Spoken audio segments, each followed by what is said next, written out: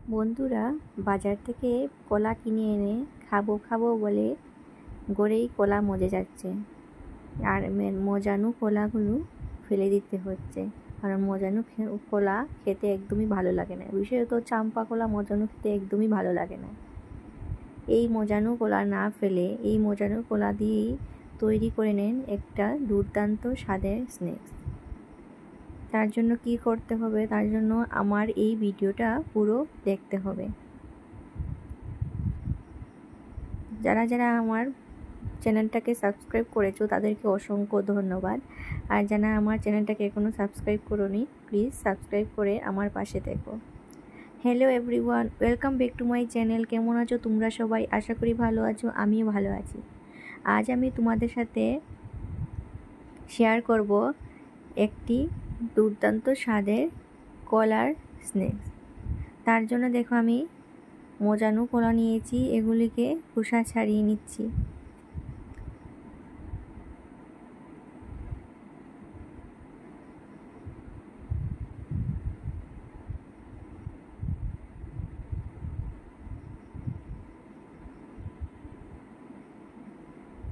আর ফেলতে হবে না মজানো কলা। এবার আমি কলাগুলিকে হাত দিয়ে স্ম্যাশ করে নিচ্ছি।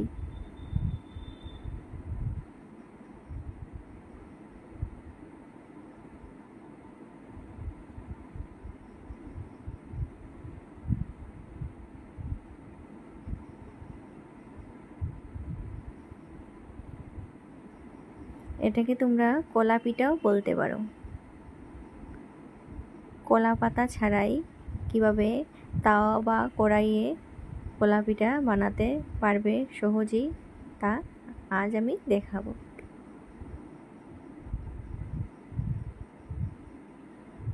সব সময় তো আর কলা পাতা পাওয়া সম্ভব নয়, তাই তাওয়াতে বা কড়াই বানিয়ে ফেলুন কলা পিঠা।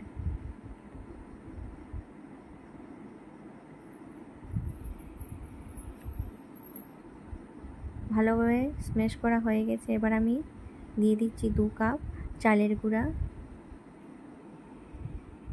হাফ কাপ চিনি, 2 চামচ গুঁড়ো দুধ, অল্প একটু নুন দিয়ে এবার এটাকে ভালোভাবে সব কিছু মিক্সড করে নেব।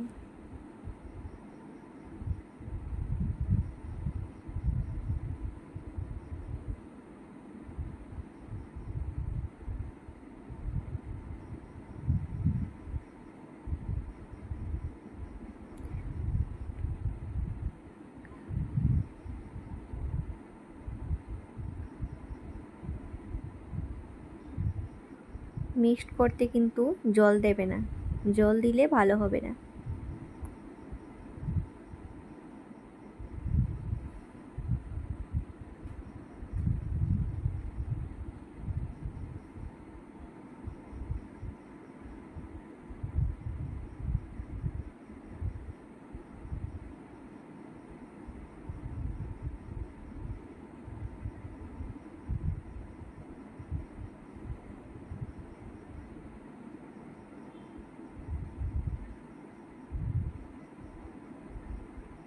দেখো ভালোভাবে মিক্সড করা হয়ে গেছে।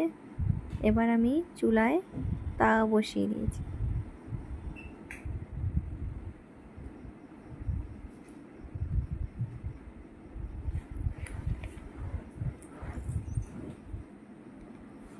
দিয়ে দিচ্ছি তেল,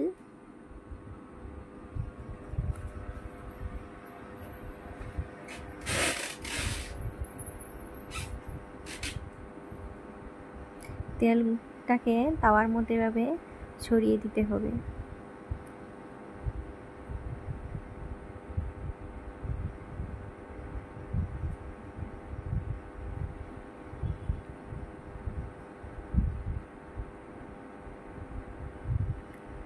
এবার আমি এই মিশ্রণটা দিয়ে দিচ্ছি। দেখো তাওয়ার মধ্যে এভাবে ছড়িয়ে ছড়িয়ে দিয়ে দিচ্ছি হাত দিয়ে।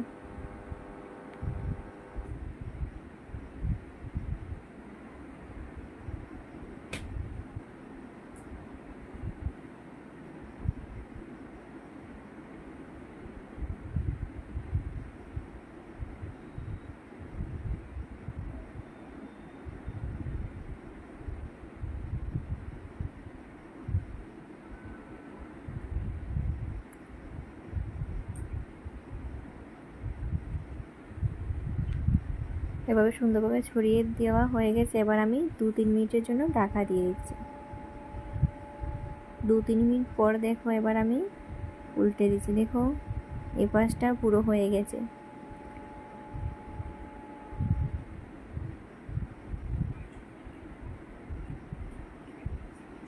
এই যে ওপাশটাও হয়ে গেছে, দুপাশেই সুন্দরভাবে হয়ে গেছে।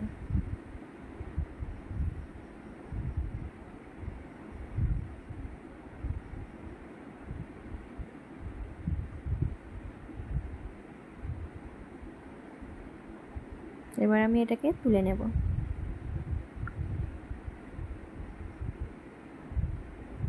এবার আমি আরেকটাও সেম ভাবে দিয়ে দিচ্ছি।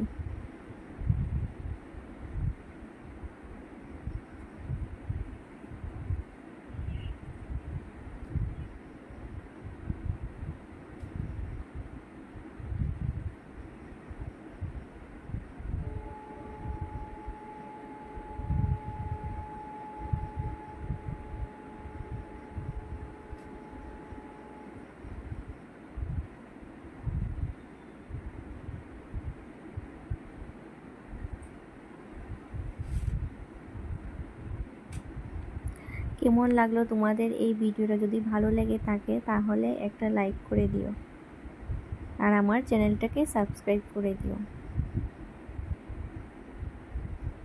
সন্ধ্যায় চায়ের আড্ডায় এই কলা পিঠা হলে আড্ডাটা বেশ ভালোই জমবে।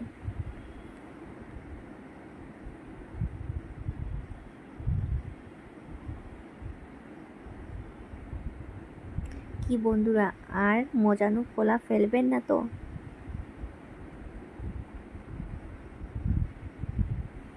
এই যে কলা পিঠা, সঙ্গে দুধ চা।